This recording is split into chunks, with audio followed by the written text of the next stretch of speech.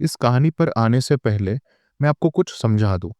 बंगाल के गांव में एक बहुत पुराना किस्सा मशहूर है, माछो भूत का। माछो भूत मतलब वो भूत जिसे मछली बहुत पसंद है। लोग कहते हैं कि वो तालाबों, रसोई घरों और धान के खेतों के आसपास मंडराता रहता है और धीरे धीरे कहता है, माछ दाओ, माछ दाओ, यानी मछली दो।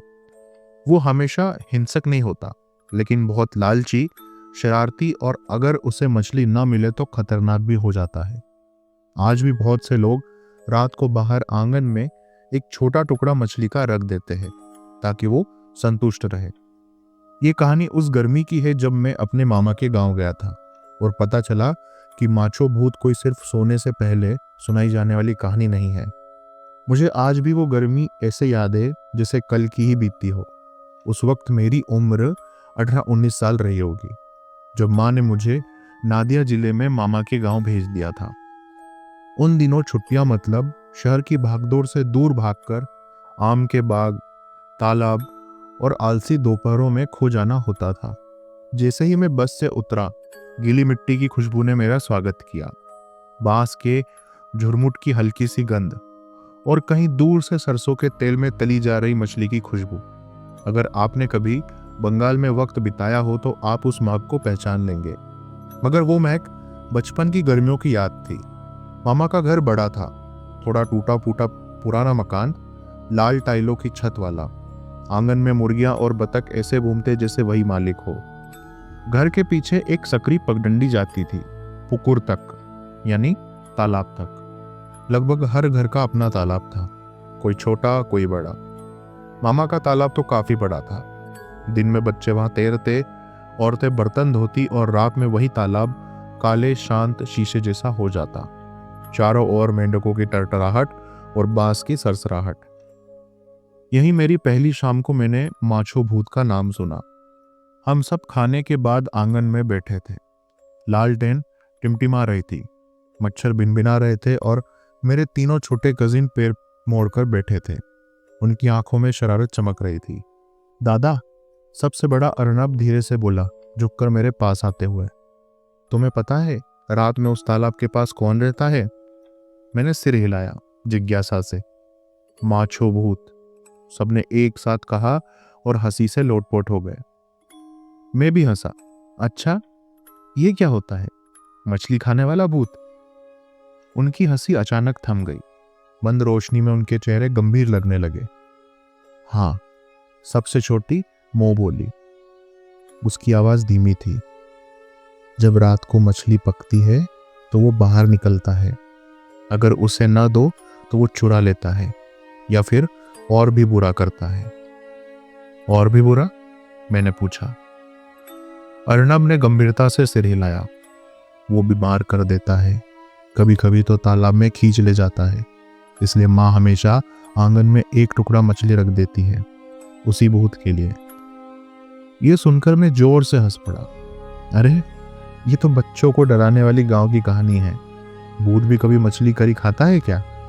लेकिन मेरे कजिन्स नहीं हंसे। वो एक दूसरे को देख रहे थे, फिर मुझे, जैसे मेरी बात से उन्हें बुरा लगा हो। देख लेना, मो ने धीरे से कहा। उस रात जब मैं खिड़की के पास खाट पर लेटा तो तालाब की आवाजें साफ सुनाई दे रही थी। मेंढक ऐसे टर्रा रहे थे जैसे 100 टूटे फूटे बाजे बजा रहे हो, और बीच बीच में कोई छपाक की आवाज आती जैसे कुछ बड़ा पानी में कूदा हो। आमतौर पर मैं इन सब बातों पर ध्यान नहीं देता, लेकिन कजिन्स की कहानी दिमाग में ताजा थी तो हर आवाज अलग डरावनी लग रही थी। और फिर बहुत हल्की सी, जैसे हवा में कोई आह तैर रही हो। मुझे कुछ सुनाई दिया, शायद हवा की आवाज थी या बांस की सरसराहट, लेकिन उसमें शब्द जैसे महसूस हो रहे थे। माछ दाओ, माछ दाओ। मैं एकदम जम गया, मेरे रोंगटे खड़े हो गए।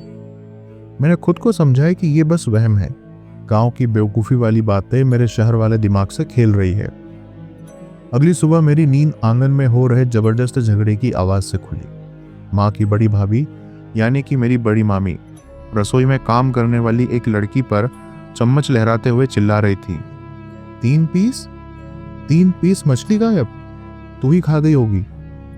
बेचारी लड़की कसम खा खा कर कह रही थी कि उसने कुछ नहीं खाया। आंखों में डर साफ दिख रहा था। मैं अभी भी आधी नींद में था। आंखें मलते मलते रसोई में पहुंच गया। तली हुई मछली की खुशबू अभी भी हवा में फैली हुई थी। चूल्हे के पास मिट्टी की थाली पर करी रखी थी, और हाँ, मछली के टुकड़े सच में कम थे जितने पकाए गए थे। ये माचो भूत है। मोह पीछे से मेरा हाथ पकड़कर डरावने अंदाज में फुसफुसाई। उसकी मौसी ने उसे घूर कर देखा। चुप, सुबह सुबह ऐसी बात मत बोल। लेकिन मैंने देखा कि उसने भी जल्दी से एक छोटा सा टुकड़ा मछली का उठाया और आंगन में बाहर रख दिया, बिल्कुल वैसे ही जैसे अर्को ने पिछली रात बताया था। उसने वो काम बिना कुछ कहे ऐसे किया जैसे ये कोई रोज की रस्म हो। मैंने धीरे से हंसते हुए सोचा, अरे कोई प्रैक्टिकल वजह होगी, शायद बिल्ली गुस्सा आई हो या कोई कजिन चोरी से खा गया हो। भूत थोड़े ही मछली करी खाते हैं। लेकिन गुमशुदा टुकड़ों की तस्वीर मेरे दिमाग में अटकी रह गई। दोपहर को मैंने ये बात अपनी ठाकुमा दादी से छेड़ दी। वो बरामदे में बैठी पान चबा रही थी। होठ लाल हो गए थे। आम के पेड़ों से छनकर आती धूप उनके चेहरे पर टुकड़ों में पड़ रही थी। ठाकुमा, मैंने बड़े कैजुअल तरीके से कहा, आपको सच में लगता है कि ये माचो भूत वगैरह सच में होता है? वो कुछ पल के लिए पान चबाना रोककर मेरी तरफ देखने लगी। फिर हल्की सी हंसी निकली। उन्होंने कहा, बेटा, मैंने खुद देखा है। मैं पास खिसक आया। आपने देखा है? उन्होंने सिर हिलाया और आवाज इतनी धीमी कर ली जैसे दीवारें भी सुन लेगी तो खतरा हो जाएगा। जब मैं नई नई ब्याह कर इस घर में आई थी, एक बार मछली अलग रखना भूल गई। उसी रात सब सो गए थे। तभी मुझे रसोई के पास कुछ खिसकने की आवाज आई, जैसे लंबे नाखून मिट्टी पर रगड़ रहे हो। फिर एक फुसफुसाहट। उन्होंने उसे नकल करके कहा, माछ दाओ, माछ दाओ। मेरे हाथों पर रोंगटे खड़े हो गए। फिर क्या हुआ? मैंने धीरे से पूछा। ठाकुमा की आंखें कहीं दूर टिक गई। सुबह पूरा बर्तन खाली था। एक बूंद करी भी नहीं बची थी, और 3 दिन तक मुझे बुखार रहा। कोई डॉक्टर ठीक नहीं कर पाया। फिर मेरी सास ने तालाब के पास मछली चढ़ाई। तब जाकर मैं ठीक हुई। शायद किसी ने मजाक किया हो आपसे। ठाकुमा ने सिर हिलाया। इस गांव में कोई ऐसे मजाक नहीं करता। माचो भूत जान नहीं लेता, लेकिन जिंदगी मुश्किल जरूर बना सकता है। अदृश्य चीजों की हमेशा इज्जत करनी चाहिए। उस रात जब रसोई में सरसों के तेल में हिलसा मछली तल रही थी, मैंने फिर देखा एक छोटा हिस्सा चुपचाप बाहर रखा गया।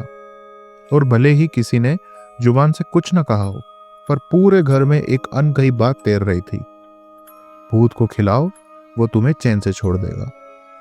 तीसरी रात आते आते मैं तो बस ये साबित करने पर अड़ गया था कि ये सब बेकार की बातें हैं।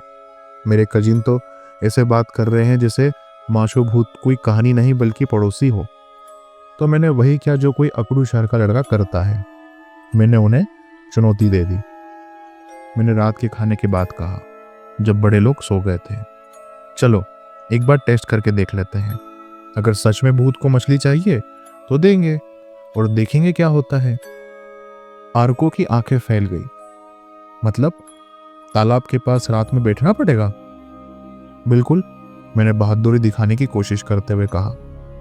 वहां मछली रख देंगे, अगर आया तो दिखेगा, वरना कहानी खत्म। कजिन सब आपस में दुबक गए। मोह ने तो तुरंत सिर हिलाया। आंखों में आंसू आ गए। दादा नहीं, ठाकुमा ने कहा है मजाक उड़ाने वालों को सजा मिलती है। लेकिन जितना वो मना कर रहे थे, मैं उतना ही जिद्दी हो रहा था। डर गए क्या? ठीक है, मैं अकेला ही चला जाऊंगा। बस फिर क्या था, किसी को कायर कहलाना नहीं था। थोड़ी बहुत खुसर पुसर के बाद अर्को और बीच वाला बप्पा मान गए। मोह ने साफ मना कर दिया, लेकिन हमने वादा किया कि आधी रात से पहले लौट आएंगे। हमने 3 तली हुई मछलियां चुपके से केले के पत्ते में लपेटकर बाहर निकाली। उनकी खुशबू इतनी तेज थी कि हमारे पेट से भूख की आवाज निकल पड़ी। लालटेन पकड़े हुए हम धीरे धीरे तालाब की तरफ बढ़े।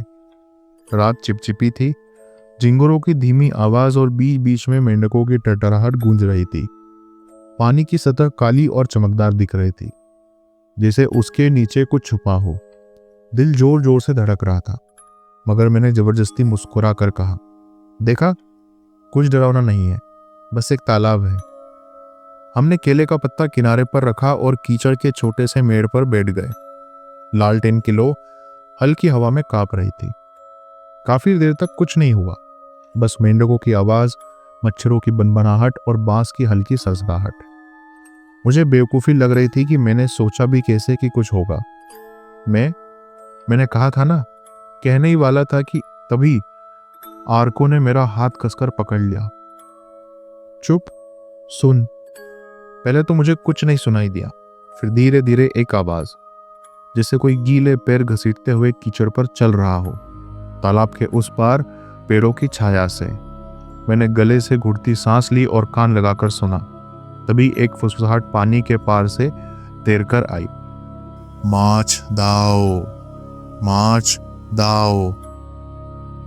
मेरे रोंगटे खड़े हो गए। ये हवा नहीं थी, ये आवाज थी, पतली टूटी फूटी जैसे किसी की आखिरी सांस। पप्पा ने डरकर कहा, दादा चलो। घसीटने की आवाज और करीब आ रही थी। तालाब के उस पार से एक सफेद सा साया उभरा।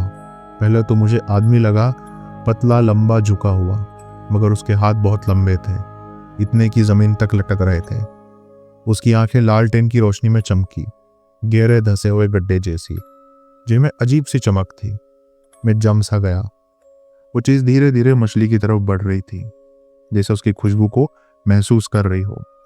उसका मुंह धीरे धीरे खुला, इंसान से कहीं ज्यादा चौड़ा। उसने हड्डी जैसे हाथों से मछली उठाई और मुंह में ठूस ली। चबाने की आवाज तालाब की खामोशी में गूंज उठी। हमारी तो सांस भी थम गई। अचानक उसका सिर झटका और वो हमारी तरफ देखने लगा। उसकी गहरी आंखें सीधे हमारे चेहरे पर टिकी। फिर वही आवाज, इस बार और भी तेज, माछ दाओ, माछ दाओ। बस वही हमारी हालत खराब हो गई। हम भागे। लालटेन इधर उधर झूल रही थी, मगर पीछे मुड़कर देखने की हिम्मत किसी ने नहीं की। घर पहुंचते ही मो जाग चुकी थी और रो रही थी। हम हाफते हुए खाट पर गिर पड़े। दिल इतनी तेज धड़क रहा था कि सीने में दर्द हो रहा था। कोई कुछ नहीं बोला, मगर हम सब जानते थे कि हमने क्या देखा। अगले दिन किसी ने इस बारे में बात करने की हिम्मत तक नहीं की, ना बड़ों से ना आपस में, जैसे बोलने से वो सच और भी डरावना हो जाएगा। मगर वो तस्वीर मेरे दिमाग से निकल ही नहीं रही थी। वो सफेद साया, वो हड्डी जैसे हाथ और मुंह से निकलती जानवर जैसी चबाने की आवाज। उस रात मुझे नींद नहीं आई। मैं खाट पर करवटें बदलता रहा, मच्छरदानी की तरफ देखता रहा। बस दिमाग में वही फुसफुसाहट घूमती रही। आधी रात के आसपास जब पूरा घर सोया हुआ था और तालाब से मेंढकों की आवाजें आ रही थी, मेरे अंदर अजीब सा खिंचाव महसूस हुआ। डर था, पर जिज्ञासा और भी ज्यादा थी। मुझे जानना था कि वो अब भी वहां है या नहीं। तो मैंने सबसे बेवकूफी भरा काम किया। मैं खाट से उठ गया। नंगे पैर धीरे धीरे आंगन से गुजरा ताकि कोई जाग न जाए। चांद की रोशनी रास्ते पर चांदी की परत बिखेर रही थी। हवा में मिट्टी की गंध थी और हल्की सी कच्ची मछली जैसी सड़ांध। तालाब बिल्कुल शांत था। मैं बांसों के पीछे झुककर किनारे पर बैठ गया। दिल इतनी तेज धड़क रहा था जैसे बाहर निकल आएगा। पहले तो कुछ नहीं हुआ, बस वही रात की आवाज है। तभी तालाब के उस पार लहर उठी। कुछ पानी के नीचे धीरे धीरे मेरी तरफ बढ़ रहा था।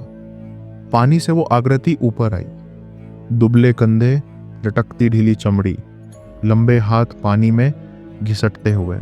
उसके बाल खोपड़ी जैसे चेहरे से चिपके हुए थे। मैं सांस तक नहीं ले पा रहा था। भागना चाहता था, पर पैर सुन्न हो चुके थे। वो धीरे धीरे किनारे पर चढ़ा। उसके शरीर से पानी बह रहा था और चांदनी में मैं उसे साफ देख पाया। उसका पेट अजीब तरह से फूला हुआ था, जैसे उसमें बहुत कुछ ठूस दिया गया हो। लेकिन उसके हाथ पैर लकड़ी जैसे पतले, जबड़ा खुला हुआ, लंबे पीले दांत और होठों से वही आवाज, माछ दाओ। मगर उस रात मैंने मछली छोड़ी ही नहीं थी। उसका सिर धीरे धीरे अजीब तरीके से मुड़ा और फिर उसने मुझे देखा। उसकी गहरी आंखें मेरी आंखों से टकराई। उसी पल मुझे लगा जैसे मैं उसकी भूख महसूस कर रहा हूँ, सिर्फ मछली की नहीं बल्कि कुछ और की। मेरा गला सूख गया। वो मेरी तरफ बढ़ने लगा, न चलकर न दौड़कर, बल्कि खुद को घसीटते हुए। मैं पीछे की तरफ गिरता पड़ता भागा, बांस तोड़ता हुआ, जड़ों पर ठोकर खाता हुआ। पीछे से वो और नजदीक आ रहा था। उसकी फुसलाहट अब और तेज थी, जैसे गुस्से में। माछ दाओ, माछ दाओ, माछ दाओ। मैं आंगन में घुसा, दरवाजा पटक कर बंद किया और जमीन पर गिर पड़ा। पसीने से भीगा हुआ हाथ इतने कांप रहे थे कि कुंडी तक पकड़ नहीं पा रहा था। बाकी रात में कोने में सिकुड़ कर बैठा रहा। अगली सुबह मैं बुखार में उठा, बदन दर्द से टूटा हुआ, सिर फटा जा रहा था और गला सूखा हुआ था। माँ मेरे माथे पर गीला कपड़ा रख रही थी और बाकी लोग कोने में धीरे धीरे कुछ फुसफुसा रहे थे। ज्यादा देर नहीं लगी मेरे कजिन्स को सब उगलने में। आर्को ने तुरंत बोल दिया कि हम रात में तालाब पर गए थे, मछली छोड़ी थी और कुछ देखा भी था। मामा ने सुना तो उनका चेहरा गुस्से से काला पड़ गया। बेवकूफो, तुम्हें पता भी है क्या किया है? ऐसी चीजों से खेला नहीं जाता जिन्हें तुम समझते नहीं। ठाकुमा सिर हिलाती हुई धीरे से बड़बड़ाई। मैंने कहा था ना, माचो भूत मजाक उड़ाने वालों को सजा देता है। इसी वजह से लड़का बीमार हुआ है। शाम तक मेरा बुखार और बढ़ गया। नींद में अजीब अजीब सपने आने लगे। पानी के बुलबुले, सफेद हाथ मुझे पकड़ने पड़ते हुए और कानों में गूंजती फुसफुसाहट। आखिरकार मामा ने ठान लिया। सांझ ढलते ही वो गर्मा गर्म मछली की करी एक थाली में लेकर तालाब की ओर गए। मैं बहुत कमजोर था, पीछे नहीं जा पाया, लेकिन बरामदे से उन्हें देख रहा था। उन्होंने थाली किनारे रखी, सिर झुकाया और चुपचाप वापस आ गए। सुबह तक खाना गायब था। उसी दिन मेरा बुखार भी उतर गया। किसी ने जोर से कुछ नहीं कहा, लेकिन घर के हर चेहरे पर राहत साफ दिखी थी।